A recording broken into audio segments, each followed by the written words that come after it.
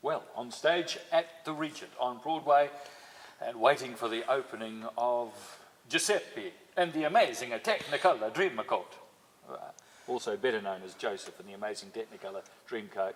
Here I am with show director Pat Snoxall and the star of the show, playing the narrator all the way from Sydney, Jenna Baxter. Welcome back to the Regent. What's it like being back on this stage again? Oh, it's wonderful. It feels like coming home in a way. Like I performed on the Regent stage many a times, and so coming back, you just sort of slot right in, and it feels good. It feels good to be back on the stage. So nothing's changed? Oh, you know, it's all had its nice little touch-ups. I've done the show twice before with Pat, and so sort of slotting back into it all, but it's changed a lot since the last few times that we've done it. That's good. So it should. Yes, so it should. Yes, because Tim Rice and Andrew Lloyd Webber tweaked it in 2007, I think, for a revival. That's right, yes. Added some songs and... Well, they've altered the arrangement of the songs quite a lot, more than different songs. But it is a new production, which we're very pleased about, of course. And it's also, I think, 30 years since it was first done in Palmerston North at the Abbey. It could well be that, yes. First done at the Abbey Theatre, Palmerston North. That could be right. 30 years ago. Yes, yes. But what's the attraction for you? Why have you come back to the show a third time? Fourth time, actually. Fourth time, yes it is. I mean, yes. Oh, the attraction. I think it's just a wonderfully put together piece of work. You know, it's very singable, happy tunes. It's got no great underlying problems with it. Everybody enjoys it. It involves a lot of children, and that's always a good thing. No, it's an enjoyable show to direct, and that's really where I come from. And of course, you weren't much more than a child when you first fell in with this reprobate, and he put you into the narrator's role. That's it. Yes. So, what was your reaction when he first approached you about going on as narrator? As narrator? Well, what an opportunity. How old were you at the time? What have I been? Maybe 15 or 16 years old? You've got to remember who it was with. You haven't asked us that. Yes. I was getting... The one and only. Yeah, because that particular production, which was in the town hall in Dannyburg, which is your hometown, which is my hometown, was with none other than, drumroll please, Mr. Michael Barrymore. Yes, that's it. And he played Pharaoh.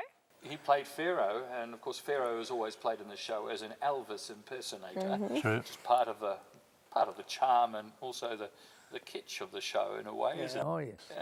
So, how did you manage to talk Michael Barrymore into performing in a play in what must be the back blocks of the British Empire? Well, it's quite a good story, of course, because I employed him for the first time to do Chicago as the lawyer in Chicago, and we got to know each other very well. We toured for 7 centres with that. I mean, it was weeks of work, and I got to know him very well, and also his minder. And when this role came up, I thought, now, I wonder if Michael will do this. So I just rang him, and he said, sure, why not? He was living in Auckland. He was living in Auckland, that's right. That's right. And he said, why not? Yeah. Like that. Why not? Just like that. Which is a wonderful example of actually asking. You know, if you don't ask, you don't get. No.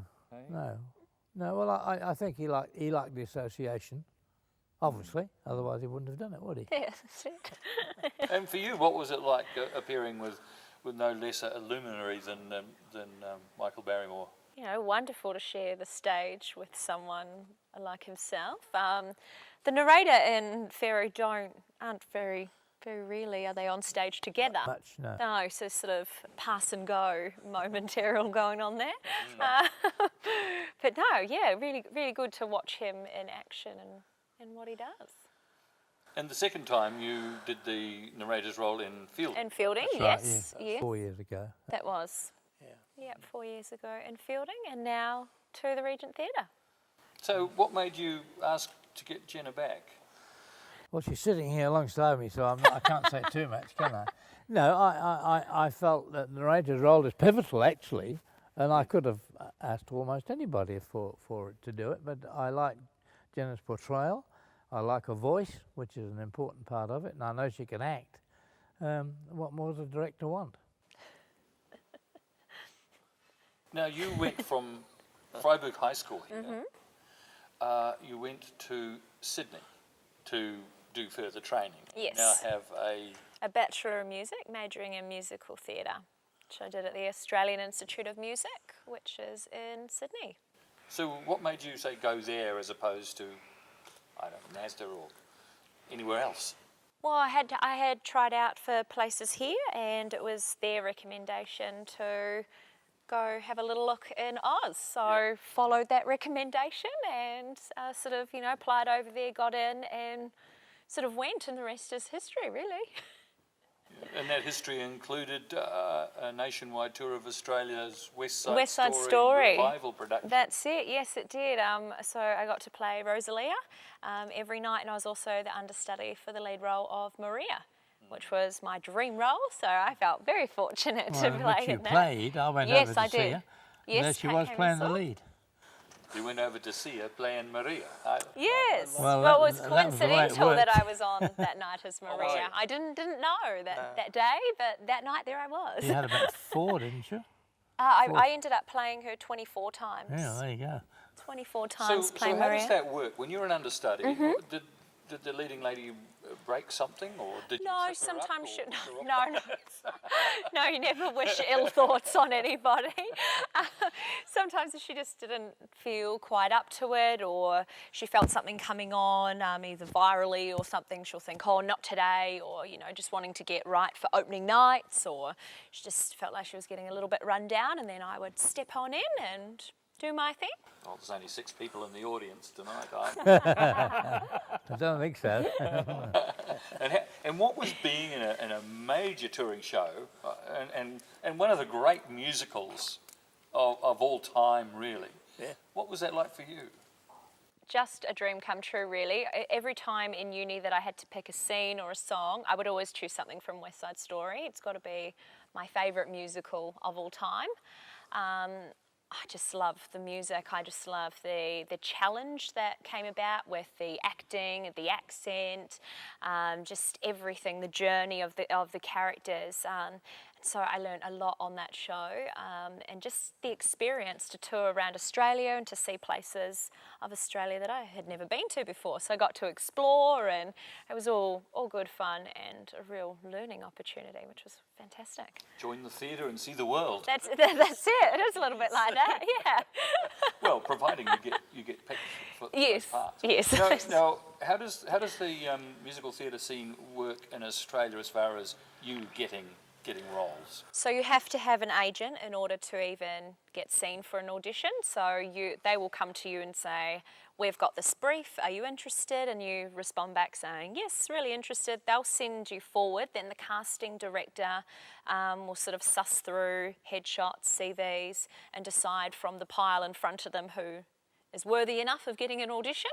Who's got the look? Then sometimes who's got the look, or just who appeals to them CV-wise, or just thinks, okay, let's give them a go. Then you go, you prepare your songs, and you normally walk in with an up-tempo and a ballad. You waltz on in and you have your 5 minutes, you do your thing, and they will say thank you, and either you hear from them again or you don't. Sometimes you walk out and they'll hand you a piece of music and say, come back tomorrow, and other times you get the call, you've got it, or other times, There's nothing. Yeah.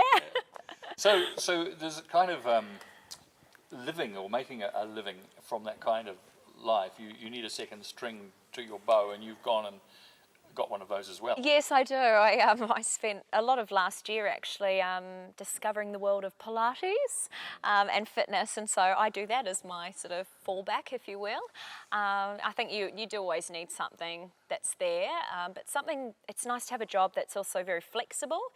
If I do a cabaret show or just a show in general, it's a job where I can sort of get somebody to cover very easily. And so it's also a passion that I have doing Pilates, so I enjoy teaching that, and I feel like I'm on my own little stage anyway, up there at the front doing my thing, and everyone gets to walk into my space, so it's similar aspects. So you take classes and instruct. Yes, instruct sort of Because in a Pilates room. is supposed to be very good for dancers, and you. Yes, I have a lot of dancers that come through. Really great for flexibility, for strength. So there are a lot of dancers that come through, especially those who have just got injured, and Pilates can help with the rehab side of things. And so I do see a lot of them come through. I think that's just because of my background as well, and so they'll can explore their bodies a bit more, and yeah, it's good fun. So have you got work to go back to when the fabulous season of Joseph ends on Broadway? On Broadway, that's it. I like that. Sorry, can't take your call. I'm working on Broadway. Literally, it's just outside. I'm actually going back to do a kids show. And so it's a touring New South Wales children's educational musical. And so it's a 45-minute show. We do 3 times a day. It's just myself and a male.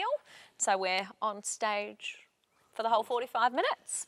Yeah, it'd be a lot of fun. It must be quite intensive, quite hectic if you're doing 3 shows a day. Well, let's just say no show is ever the same. You always have to gauge it on the children and sort of different levels and different ages of the children. And of course, having children in the audience, they will do as they will. They will pop themselves up on stage. They will take props as you need them. And so it's just have to adapt around it, really. So never work with animals or children. And I love working with children. yeah, well, which makes you ideal for this sort of show because there's a lot of children. There are a lot of children. Yeah, 32 of them. There you go. Yeah. And an animal. And an animal. Our Oh, we've got another one. We've got a goat too. Goat. We have a goat and 6 sheep. And some sheep. And a snake. And a and a snake. snake. Yeah, that's right. Yeah, well, you see, so you've broken all the rules. We have, yes. Yes. Now, there's been, as I said, there's quite a few productions of this show because it's perennial. What differences are you bringing to this particular production? Right. Well. First of all, you're looking. You receive the updated score, and then, as I do with every show I do, I sit down and say, now, how am I going to direct this as compared to other shows? Because you keep all your records, and then you look through this and, well, I can improve this. Yes, I can certainly do that. I can make this a bit longer. I could turn this scene around and do it this way. And so you do a lot of intensive homework before you really even go near to starting with a cast. In fact, my wife will tell you, I live in the office on a computer, just planning what we're going to do a long time before you audition even. So that when you audition, you know exactly the sort of persons or people, kids even, you're looking for. So the key, to me anyway, and I think most directors, is homework. Homework and be prepared, yeah. But in terms of any differences, I mean, we've mentioned the fact that there are new arrangements with this. Well, this is the first time that I've done Joseph on a 2-tiered set. Right. And the fact I've never ever seen it done before on a 2-tiered set. And the other thing, of course, we're using this very new LED screen. That's never been done with Joseph. In fact, it's hardly ever been done with any other show either. So apart from last year where Chess used it one way and another, this has been the second time it's ever been seen in Palmerston North. And very few centres have used it, mostly because of its cost. It's hugely expensive. And the huge amount of preparation time sourcing the images that have to go on there, you see.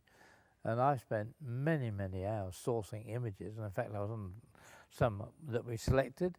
This time I didn't like them, and I was back on the computer this morning, sourcing new images. So what sort of images are going up there? Well, is it like a back projection? Yes, well... Or is it programmable? Oh, it's all programmable. The whole thing's programmable. Well, the system is you go on something like Google search, you see, and you put up your, camels and pyramids, and a page after page after page of camels and pyramids will come up. A lot of them are copyright, so you can't touch them, but there's also a lot of them which sort of will appeal to me. So there's a very nice scene which opens there of a lone palm tree in the desert. And it's a lovely shot, and it backs the beginning of the brothers and the wives. It's just perfect for that, you see. And you go on through the show selecting images which will suit the scene as they play them. But it takes a long time, and I haven't I haven't quite got it right yet. It's nearly there, but not quite. And it's all on that? All on that screen. Yep. Yeah, it's all managed through the lighting box at the end of the theatre there. It's all work with everything. Every image comes up with a lighting cue, of course. So the light cue goes, all these happen, and the image will change. And they don't go off and on. They fold. They blend into each other. They roll over, fade in and fade out. So we've got the era of the cyber set. Absolutely, absolutely. And all this is quite new. I've never done a show like this before. And this goes in and out. Of course, this eases in and out all the time. And we do a lot of playing on top there, a lot of action on the top there, and a huge amount in here, of course.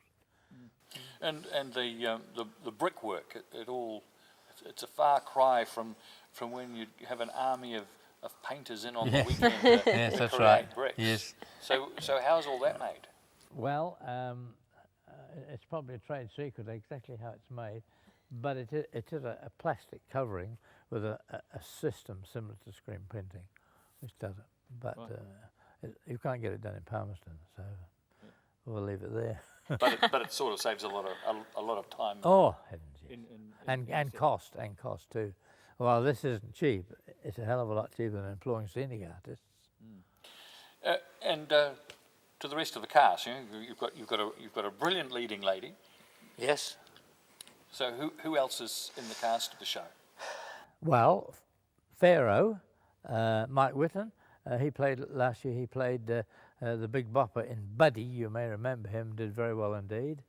And that was his first. That was his role on first. stage, Yes, it was too. yes. And he's come back into this. Does it very well indeed. A very very secure voice. And So obviously he has a thing for the rock and roll. he has. Yeah, Yes, yeah. he's Elvis to a T. Even his actions are Elvis. And then we've got 11 brothers and 11 wives. All of them, men, they're all auditioned to get in. Obviously, the girls, the 11 wives, were selected for their dancing ability. They're all really good dancers, all of them. Otherwise, they wouldn't be here because that's their main job. They do it. There's a lot of big dance sequences in this show. And the brothers they have to move very well too, but they're really there because of their voices. And they sing well and acting ability. Huge amount of acting with the brothers. I mean, they have a ball every night. They have some very funny parts, and they enjoy them. And then we've got Mr. Potiphar, who is a sort of an old reprobate, lives in Egypt. Got everything he wants, I think, except a wife that plays up with him a bit. But he's doing very well too, and he's a mandatory district councillor of all things, Tony Jensen. Right. So we've got a big spread of everybody. Mm-hmm. And well, you've probably missed out the most important person of all. Who's that? Giuseppe. Joseph. Joseph, yes. Yes. Joseph is a school teacher. Of course, I shouldn't miss him out because it's what it's all about. Yes, Doug Ransom. He's a school teacher, and again a person that just popped up out of the woodwork, so to speak. Lovely voice, and he's got a great presence, hasn't he?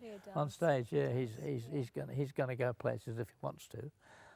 Very nice voice, and he's good to work with. Very keen to learn, and I'm pleased about that. And I think Palmerston's going to really enjoy his portrayal. Yeah. So big cast, wide range of age groups in that cast, and 8 performances. 8 performances. Opening on the Friday the 19th. Indeed. And just travelling through that week. Well, it goes Friday, Saturday, Sunday, and then it breaks again and goes Wednesday, Thursday, Friday, Saturday. So you've got 4 in each.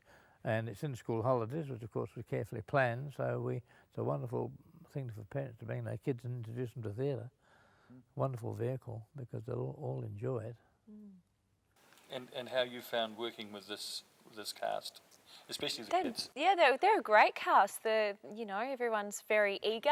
Sort of the kids love bopping away in their chairs and highly entertained by what's going on and loving their sort of first experience on stage for most of them. The cast in terms of the more adult cast, great. Some great voices and they're really good movers as well, and sort of everyone's just having a great time. So come and have a great time with them. Joseph and the amazing Technicolor Dreamcoat, opening Friday the 19th, 8 performances only. Book at the Regent on Broadway box office.